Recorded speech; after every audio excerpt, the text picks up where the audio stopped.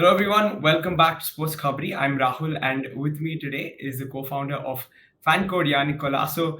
Hi Yannick, how are you doing? I'm fine. How are you? All good, Yannick. I think I stumbled upon FanCode a few years ago during the COVID spell when I wanted to watch a couple of niche cricket games and Right. that sort of kickstarted my journey with FanCode. When did this sort of idea come up in your head and was it always in the making to sort of, get into live streaming and things like that? Yeah, I've been a sports fan all my life, right? I grew up watching sport. I grew up playing tons of sport, and I was fortunate enough to have my first job also in sport, which was almost like 22 years ago when I was working with IMG.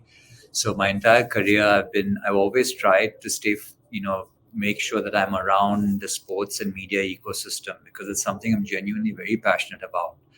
So I think a few years ago, having worked in the industry, having worked with the NBA, having worked with Nimbus, which was a very large sports agency in the 2000 late 2008 2010 period, I kind of felt that while I was enjoying what I did and continuing to work in terms of, I felt that I needed to take a step in terms of contributing more to sports and the sports ecosystem. And I kind of when I partnered up with Prasanna, my co-founder, as well as with Dream Sports, we kind of identified two sports fan problems that we wanted to solve, and they're very very closely interlinked.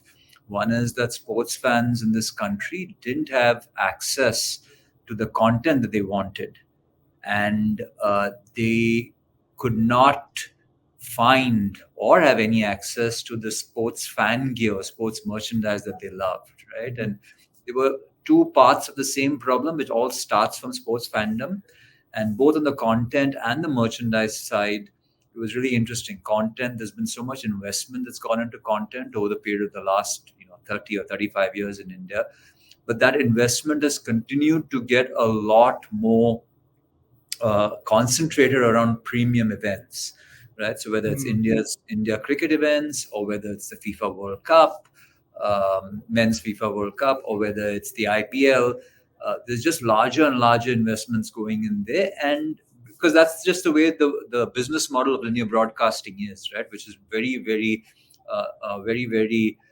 distributor, which is cable operator, etc., driven, and advertiser driven. So you need that scale to be able to make an impact from a business model.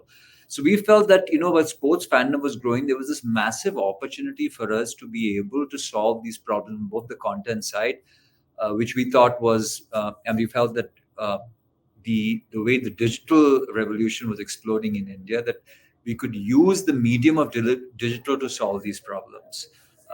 I also think that the second piece that we talked about, right, which is merchandise that the same sports fan loves. Right, a Barcelona fan wants to watch Barcelona play and would love to kind of demonstrate his or her passion by wearing a Barcelona T-shirt or a jersey and stuff.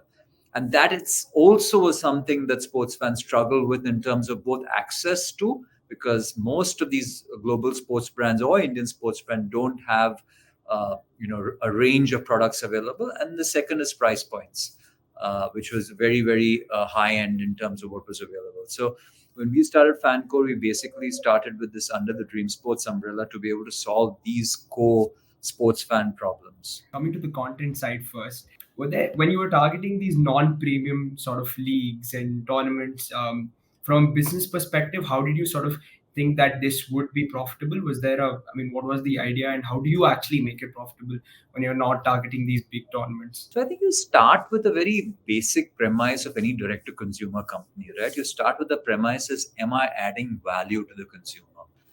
In this case, it's sports fans, right? And I think, I and everyone at FanCode are privileged. We are all sports fans, right? That's the reason we work at FanCode, and that's why we love doing what we do. So we're essentially a bunch of sports fans who are trying to solve sports fan problems, especially avid sports fan problems. So I think that's really, really, we start with that premise. How do you add value to the sports fan?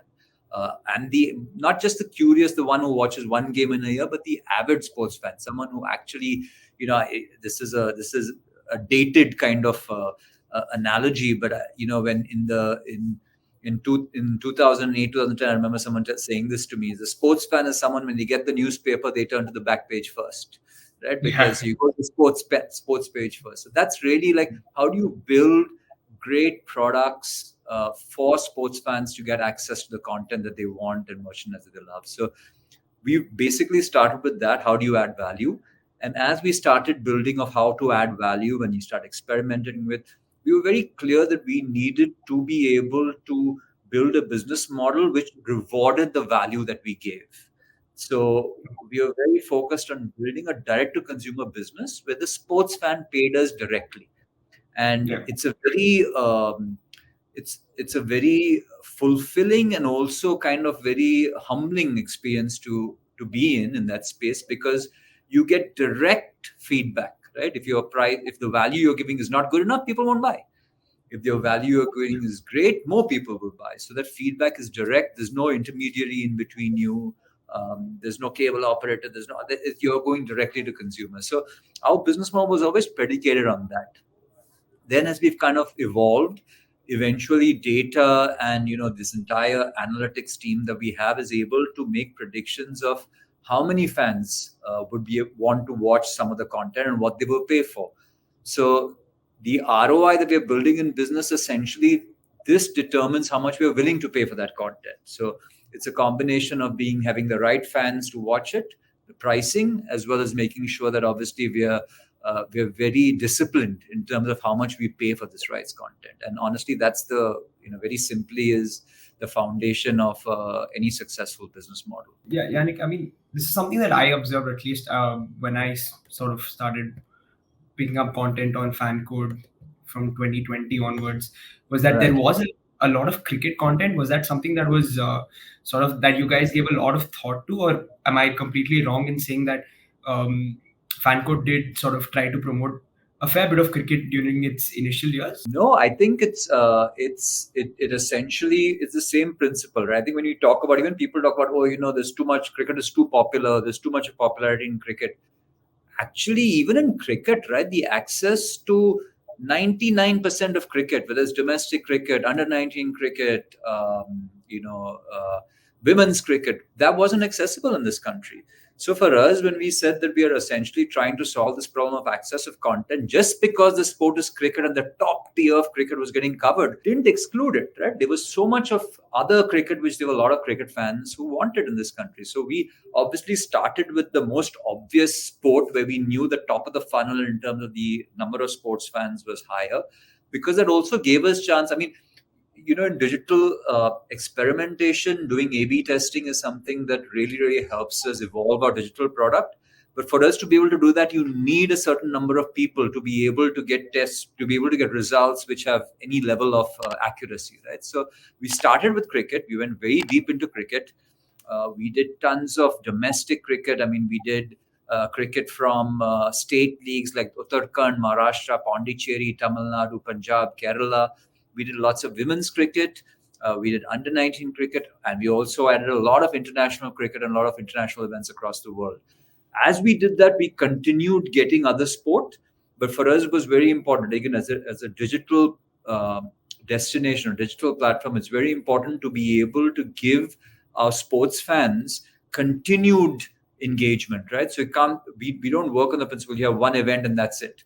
So it's essentially how do you get more and more events of each sport. So cricket was the starting point, but as we've kind of continued to grow, we've gone very deep, and we continue to go very deep in sports like football, hockey, basketball, volleyball, kabaddi, and a whole lot of other sports, rugby, that we are continuing to look at and continue to grow from. Yeah, I mean, the next thing that I was sort of going to come to was football, because I myself am a huge football fan, and yeah, I did sort of the last couple of years Carabao Cup at least. I mean, this year I was watching it on FanCode itself. So, um, is that the next plan to sort of tap into probably the largest sport in the world? I mean, largest. I'm guessing it is the most consumed sport in the world, football. And are there any other sports that you're sort of looking at? Yeah, I think football has already. I mean, we football was as was the second sport that we started going deep into. So again, as you rightly pointed out, cricket was the starting point, but we always were focused on building a multi-sport product. So we've started going really deep into football. We've got the AFCON going on our platform right now. As you know, we've got obviously the Carabao Cup. We had the FIFA Women's World Cup, with the FIFA Under 17 World Cup on our platform. We've also got a whole lot of friendlies, and I know we've got the WSL on our platform also. So we continue to expand the kind of content that we have on our platform in football. We continue going deep into it. But it's something that we spend a lot of time every single day trying to figure out what's the right content for our fans. And as we are building that in football, we're also going deep. I mean, we make some announcements in other sport, including like golf, rugby. We're already doing a lot of hockey right now, and a lot of basketball also. So it's this year is going to be, we're going to see a significant increase in depth of 5 or 6 other sports aside from cricket and football on FanCode. Yannick, again, just to sort of elaborate on that, can you Right. name the sports or the sports that you're looking into? Absolutely. We've, as I said, cricket, football, hockey, kabaddi, volleyball, basketball, golf, rugby. And there are a couple of other opportunities, but those are very opportunistic in 2 other sports. So they either will happen or won't happen. So depending on how those discussions go on, we'll kind of look at them. Again, just a quick word on kabaddi, because I think it's one of those Right. sports that's seen a huge rise in the past few years. The PKL is Right. doing pretty well, and was that something that you guys sort of kept tabs on over the years? Yeah, I think obviously, as you said, Star and Mashal have done an amazing job in terms of reviving interest in kabaddi. We actually have a partnership with Yuva Kabaddi, which is this great property which has been built, which is like has been positioned themselves as a youth kabaddi league, right? They've done an amazing job in creating a great product for fans at the venue as well as for viewing. So it's our first step into kabaddi, and it's something that we're working very closely with the Yuva Kabaddi team to see how we can actually build that. I think something like 12 or 13 players from last year's Yuva Kabaddi tournament actually were picked up in this year's auction in the PKL. So they're doing an amazing job in terms of helping grow the ecosystem, and we're thrilled that we are able to play our part with the Yuva Kabaddi team for it. Okay. Because we do cover a lot of Indian football on the Right. platform, just wanted to ask you about your plans within the Indian football system. Is there anything that you guys are looking at? I mean, I know the AFC Champions League and the AFC Cup, Right. we already find on FanCode, but anything else that you're looking into? Yeah, I think for us, it's obviously we'd like to have every single Indian football game on our platform, but that's not that's not reasonable. There are obviously other people who are also doing a very good job in promoting Indian football. But we do have the I League on our platform. We do have we've already done coverage of state leagues in Assam, Goa, Kerala, and Bangalore. And from an international perspective, as you rightly pointed out, we have AFC Cup events, Club Cup events. We've got the AFCON, Africa Cup of Nations, which is going on. We have the Carabao Cup. We have the Women's SL, the Super League, which is the EPL version for women. And we've got a whole lot of other properties that we're looking at, but we are going to continue continue conversations with and expand our football portfolio so that all our football fans like you can get a lot of great content on our platform. Yannick, moving on to sort of your strategies as a business, Right. Star Sports have sort of roped in Ranveer Singh, Sony with Karthik Aryan. Are you guys sort of looking at the celebrity route to again expand your reach? So I think fundamentally, right, we're slightly different in terms of the way we approach content and approach sports. I think everyone has got their approach for it. I think the way we are very focused on being an avid sport fan platform, right? So we're a direct to consumer platform, which that's our primary driver. We want avid sports fans on our platform. So we want fans like you who love football, right, who actually get to be on our platform. And honestly, for us to be able to reach and engage those kind of fans, for me, the biggest brand ambassadors are essentially avid sports fans. I honestly, so if you were to find a celebrity, so to say, who is an avid sports fan, then they would be a potential fit in. But we're not going Okay. to take a celebrity for the sake of let's get mass coverage, simply because that's not who we are. We are a sports fan platform, and we're unabashedly focused on avid sports fans. That's who we're trying to solve for problems for, and that's who we're trying to add value. I mean, have you come across any celebrity sports fans, avid sports fans? Yeah, there are lots of I know Abhishek Bachchan, for example. My time at the end, Hmm. massive NBA fan. I know. I mean, there are a lot of celebrities who are sports fans, but as I said, right, for me, the ultimate ambassadors would be everyday sports fans, right? Would be people who are actually watching fan code and saying that, hey, this is a great product, it's a great experience, and that I want to kind of give me a way to kind of you know expound on that, or kind of this thing. So that really would be the focus. But there are so many, and I think it's just reflective of how sports fandom has grown in India in the last few decades. I think there's such a significant shift culturally, where sports fandom has become a part of our culture. And I think it's even going to, and we are only seeing the tip of it, because if you actually look at kids now who are like 8, 10, 11, who all have sports as part of growing up with sport, when they become potential young adults 10 years from Hmm. now, they're going to be that uh, base of avid sports fans is going to grow significantly, because that's what it's going to take to get there. Moving to sort of the merchandising part that you've already touched Right. upon earlier in the show. So, I mean, how's the response been to sort of the merchandise side of things, the fan code shop? Because I know as at least people who sort of watch sports on a regular basis, sport every day, you really want the sort of authentic stuff coming in. But again, like, what's the response been like with regards to the fan code shop, and how well is that doing? So I think it's very early. I think the response has been really good. We've been surprised, well, not surprised, but we've been very pleasantly, I would say, we've been pleasantly surprised with the kind of response that we've got. It's very early. I think we should do a lot more. We can do a lot more. But then I think of that for everything that we do. And I just think that the opportunity is significant to be able to create value around this. So I think what we've tried to do for sports fan merchandise is essentially address the problem of access by increasing range, right? So it's not just jerseys.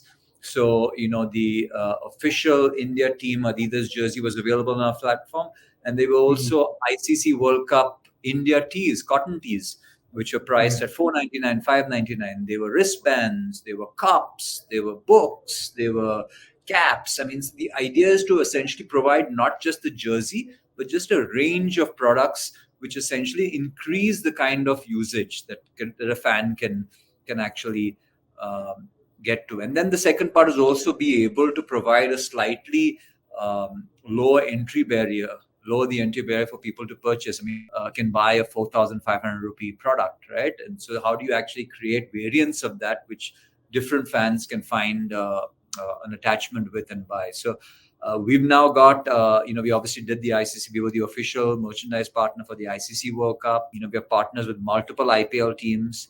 We already have partnership. We already have products from Barcelona, Manchester City, and Juventus, and a whole lot of other clubs on our platform. We're also in discussion with a few other clubs as well as, I mean, we also got Mumbai City now on our platform, and their products on our platform. So we're continuing to expand this, and I think there's a lot of work to do, but we've been really, really happy with the kind of response that we've got, both in terms of demand as well as in terms of feedback, in terms of how we can do better and stuff around it. Yeah, you spoke about the avid sports fan, and usually these crazy sports fans, they sort of tune in half an hour or an hour before the game starts, and they like to stay back for an hour after the Right. game a lot of times. So, are there any plans for pre-match and post-match sort of shows or things that you're trying to work out there? Yeah, so I've actually we've kind of toyed around with this a number of times, and I'll give you some. It's a great point you brought up about pre and post, right? So when we did the Carabao Cup final last year, when Manchester United beat Newcastle. Yeah. We literally did the deal. I mean, we did it for a multi-year deal, but we didn't have the rights for the full tournament. Did the deal the day before the final, so we really couldn't prepare for pre-post, whatever it is. Okay. Yeah. But the one thing that I'm very clear as a fan is, like as you said, right? Get coverage as soon as you can, and stop coverage only when everything is over. Yeah. So the trophy celebration, and pre-game we had sprinklers on. We had, when the players were knocking around in training, we had that on. And post-game, we just went through without any interruption. I think we almost did like 40 minutes or 45 minutes of post-game coverage, just showing the emotion, the field and stuff. And we got a lot of positive feedback about that. So we're always, there's always a balance, right? If we were doing a post-match show, it would essentially be talking heads talking about that as a consumer's access to that actual emotion. But there's a balance there. So we are looking at how we can add, as I said earlier, how we can add more value, both in terms of giving more coverage around it, as well as making sure that we are able to, as you said, right, give value to the avid sports fan.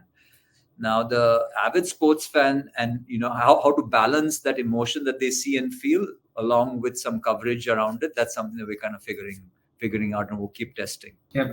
And Yannick, you also spoke about the WSL, of course, which is a top Yes. tier English football league. Is there a sort of active approach from your side to promote women's sport as well? Absolutely. I think that's been something that, when I said first, when we're talking about solving sports fan problems, right? I think every single, and this is something that I believe in very, very strongly, that every stakeholder in the sports ecosystem has both a responsibility to solve the problem that they're trying to solve, like we are, and an obligation to make sure you don't have future problems, right? An obligation to help grow the ecosystem.